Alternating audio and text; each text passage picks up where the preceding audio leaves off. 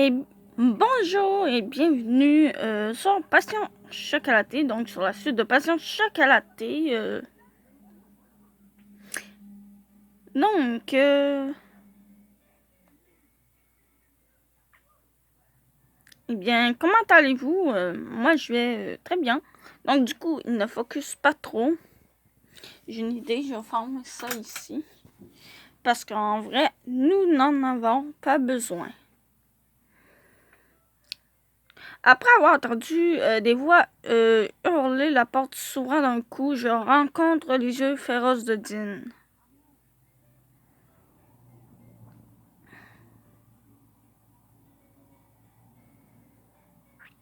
Je n'ai pas voulu écouter, je n'ai rien entendu, je suis désolée. Bah, je suis désolée, hein.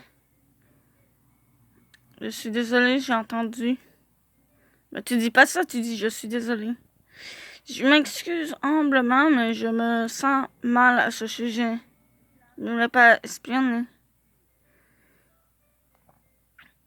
Je vais te parler quand on sera rentré.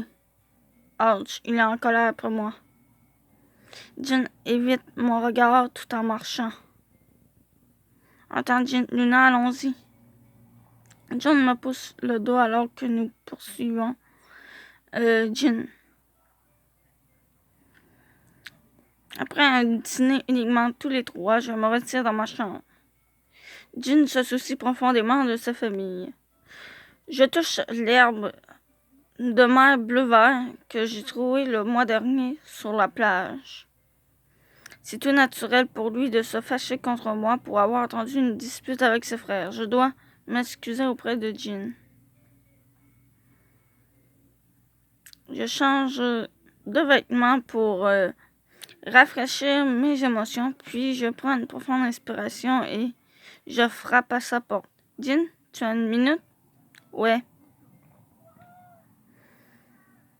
Jin jette un coup d'œil à son magazine de pâtisserie et tapote le coussin à côté de lui sur le canapé. Assis-toi. N'est pas encore là contre moi. Je m'assois à côté de lui. Jin ferme son magazine. Il s'approche de moi. Donc, qu'est-ce qu'il fait? Donc, c'est ce qu'on va savoir après. Je m'assois à côté de lui. Jin ferme son magazine puis s'approche de moi. Il y a quelque chose que tu veux me dire, n'est-ce pas?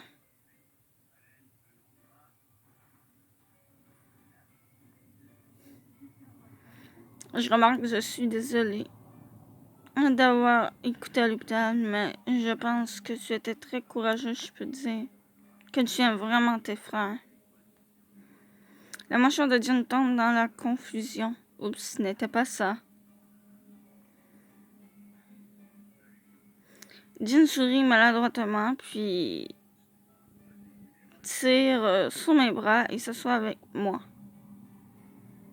Tu es stupide, tu m'as fait une promesse, tu as oublié? Une promesse à propos du voyage à l'étranger. Ah, tu te souviens? Et tu ne me veux pas m'en parler? Maintenant, les choses sont encore plus stressantes et émotionnelles pour lui, je ne peux pas. Quand Ibuki rentrera de l'hôpital, je sens si incapable pour toi. Bien sûr que non. Eh bien, si tu es si confiante, alors pourquoi tu ne me le dis-tu pas? Mais je n'ai pas besoin de te le dire maintenant. Ses yeux forts me fixent et je commence à rechigner. Donc, c'était de ça qu'il voulait parler.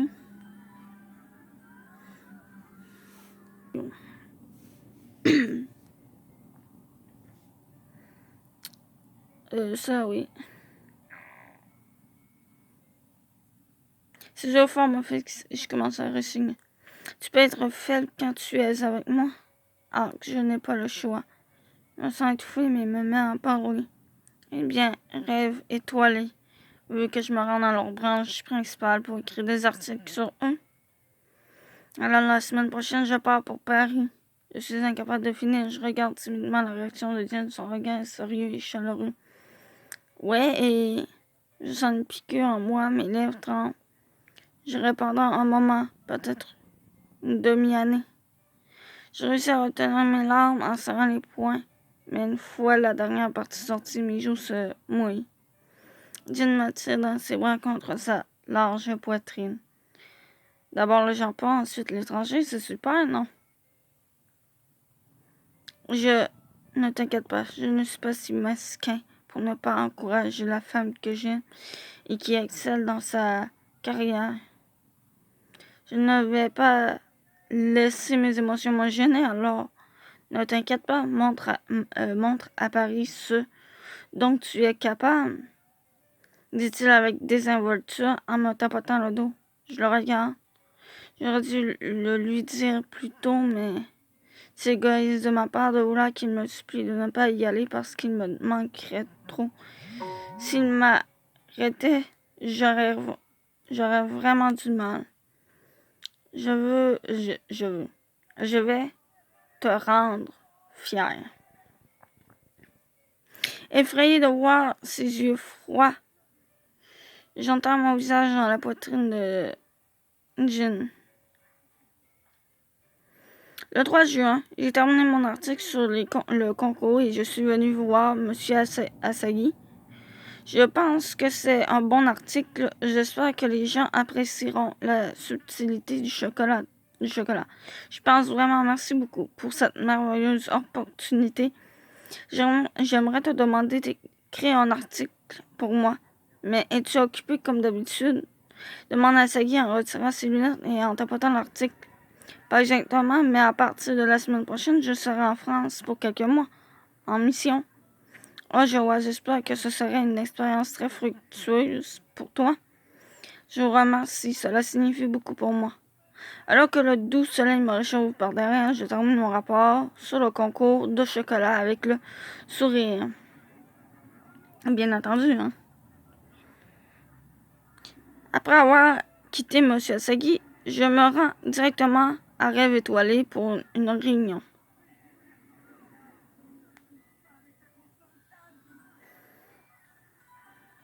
Voilà.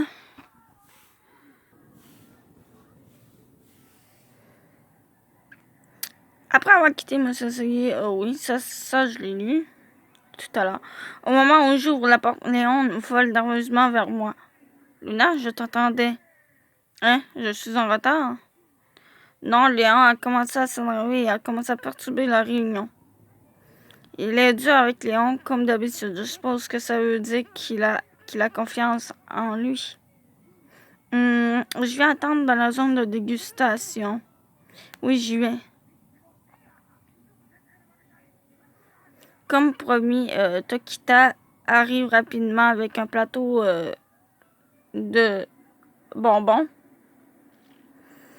Si tu voudrais faire focus, ça serait bien, hein? Merci.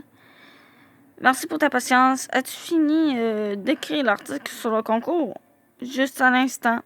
Et sur cette note, félicitations encore une fois pour avoir remporté la 2e place. Le visage de Tokita devient légèrement blanc, ce qui est étrange pour lui. Je ne sais pas comment prendre ça. C'est du sarcasme? Hein? Oh non, désolé. Je ne voulais pas dire ça. Shogo, tu sais qu'elle voulait bien faire. Ne la taquine pas. Tu devrais juste prendre le compliment. Désolé, je n'ai pas pu m'en empêcher. Maintenant même Tokita me taquine. Je m'assois là, déprimé. Léon s'assoit à côté de moi et me tapote le dos. Content de voir que tu te débrouilles bien. J'ai entendu que le crin avait des problèmes, alors j'étais inquiet pour toi. Ah, c'est vrai, Buki est tombé malade. Mais Jin et Jun le courent, alors ça va aller. Je pourrais retarder ton départ en France si cela peut t'aider. Ne vous inquiétez pas. Ne t'en fais pas, ça ira. C'est bon, Luna. C'est Shogo qui t'a demandé, alors ne t'inquiète pas pour les problèmes. Tokita regarde silencieusement Léon. Je me sens vraiment honoré d'avoir été choisi parce que mon dernier projet a reçu tant d'éloges. Pour être honnête avec moi-même, je voudrais pouvoir aider à l'écran. Mais si je reste Jin s'inquiétera. Même s'il manque de personnel, tout le monde pourra mieux se concentrer sur son travail si je quitte le Japon à la date prévue. Effectivement, hein. Effectivement. Pour être honnête avec moi-même, je voudrais pouvoir aider à l'écran, mais si je reste, je dis une seconde, mais là, voilà. Pendant que nous parlons, l'aliénation que j'ai ressentie à l'hôpital remonte dans mon cœur. Je force un sourire sur mon visage pour le repousser. En regardant l'écran, et vous, M. Tokida, j'en suis venu à admirer les gens forts qui travaillent pour réaliser leurs rêves. Je vais utiliser cette prochaine mission comme une opportunité pour élargir mes horizons et voir jusqu'où je peux aller. C'est une bonne attitude à avoir, Luna. J'aime combien tu es optimiste. Merci encore. Nous attendons de toi de bonnes choses. Nous nous sourions l'un l'autre, puis nous nous mettons à mettre en place les détails. Oula là, le 3 juin, je m'arrête à l'hôpital après les livraisons. Je passe en rue l'état de la boutique avec Ibuki qui a beaucoup plus de couleurs sur son visage. Maintenant, ensuite, la conversation passe à Luna. Elle a une mission en France, hein? Tu la laisses partir? Bien sûr, je ne veux pas étouffer ses rêves. Mais elle va te manquer, non? Vous avez souvent des problèmes de communication.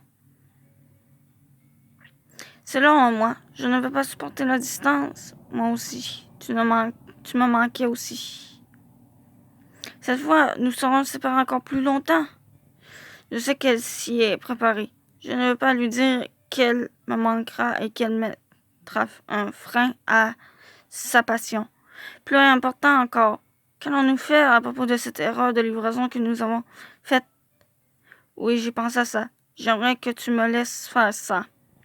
Les yeux d'Ibuki sont remplis de détermination. Ok, alors laissez Jun et moi gérer les choses au magasin. Merci, ça va être une grande aide.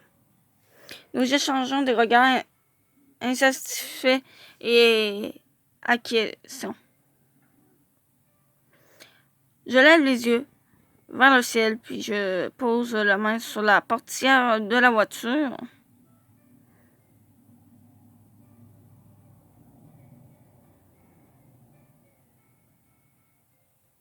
Donc, c'est bien ça hein, qui est écrit.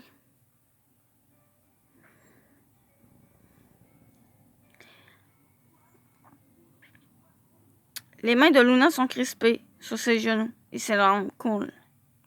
Je ne serai peut-être pas de retour avant au moins une demi-année. Je serai aussi triste que toi, tu sais, c'est normal, non?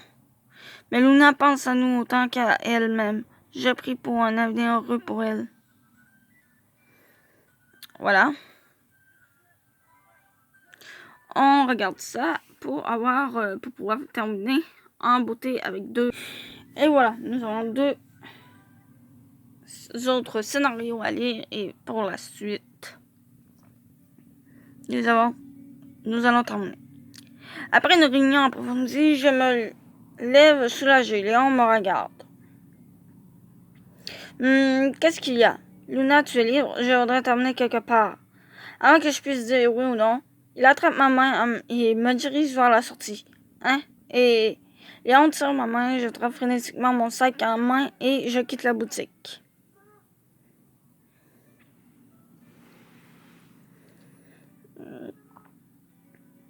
Où devais-je t'emmener déjà? Dit l'homme qui marchait avec une telle confiance. Attends, il n'a pas pensé à où il voulait aller. Je le regarde fixement et il me jette un coup d'œil. Nous rions tous les deux. Tant pis, vous avez oublié, je vais vous ramener à votre hôtel. Merci, tu es d'une grande aide. Quand nous arrivons à son hôtel, Léon vérifie sa montre et rit. Et Luna, viens ici une seconde. Au moment où nous entrons dans le hall, l'aiguille des minutes de l'horloge atteint 12 heures et peu de gens sortent. Oh, c'est parfait. Cela a été fait par moi. Est-ce que je t'ai parlé de ça? Je pense au White Day quand j'ai emprunté sa collection de dessins à la bibliothèque. Je connaissais, mais c'est la première fois que je la vois bouger. Léon rayonne joyeusement et surveille son horloge. Quand je t'ai entendu parler de tes rêves, je me suis souvenu de ce que j'étais autrefois. Je suis honoré que tu connaisses cette horloge et j'ai hâte de commencer le nouveau projet avec toi la semaine prochaine. Pareil pour moi, je ferai de mon mieux. Il tend la main et nous nous serrons la main. Puis il me tire fermement vers lui. Il m'assoit doucement contre lui. Un doux parfum de fleurs m'a envahi. Tu ne sais peut-être pas, mais je t'aime. Hein? Qu'est-ce qu'il vient de dire? Ah oui, vous savez, au début, il y avait Ibuki, maintenant, lui, là. Qu'est-ce que tu me veux? Foutez-moi la paix, les autres hommes, hein, je veux que Jin. Pas vous. Il tend la main et nous nous serrons la main, puis oui. Non. Oui. Hein? Qu'est-ce qu'il vient de dire? Ouais, c'est ça. Hein? Il m'empresse doucement sur le front et les mots qu'il vient de me dire disparaissent dans mon esprit. Et ne me taquinez pas comme ça. Je sors avec Jin, vous savez. Pardon? Eh bien, la prochaine fois que nous nous rencontrerons, ce sera à l'aéroport. Et on dit cela, la réalité que je pars du Japon me frappe rapidement. Et alors? C'est pas parce que je pars une demi-année que je... Voilà. J'ouvre la porte et j'aperçois Jin en train de mettre ses chaussures. Hein? Tu sors si tard? J'ai une interview. Wow, il a eu de nombreuses interviews depuis ce concours. Il a l'air occupé.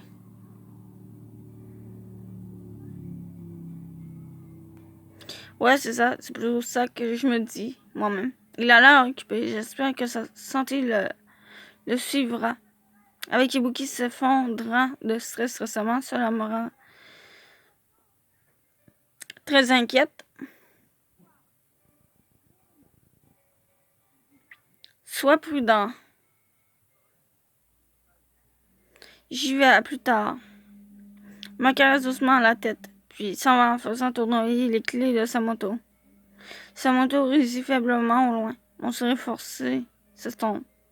Je quitte bientôt le pays et nous avons à peine le temps de nous voir. Nous arrête. Tu as de la chance. Non, arrête. Tu as de la chance juste de vivre avec lui. Mais plus j'essaie de me convaincre que je suis heureuse, plus je me sens triste.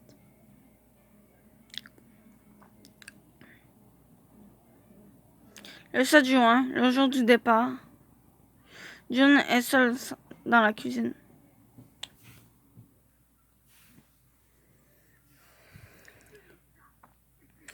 Donc, Jun est seul dans la cuisine, luttant calmement contre des tâches auxquelles il n'est toujours pas habitué. Je dois être à l'aéroport de Haneda avant 18h. Pendant tout ce temps, Jin et moi nous manquons juste l'un l'autre et n'avons pas eu le temps de parler. Luna, tu es inquiète pour Jin, n'est-ce pas? C'est alors que je me rends compte qu'il ne travaille plus sur le chocolat. Et c'est ainsi qu'on termine la vidéo de Passion chocolatée, donc la suite de Passion chocolatée. Donc je vous dis à plus et on se retrouvera dans une prochaine vidéo. Je ne sais pas si je vais en faire une cette semaine ou dans l'autre semaine, mais en tout cas, on va se revoir samedi. Donc, ça c'est sûr, on va se revoir samedi. Mais est-ce que je vais faire une autre vidéo cette semaine? Ça, je sais pas. Donc, je dis à plus.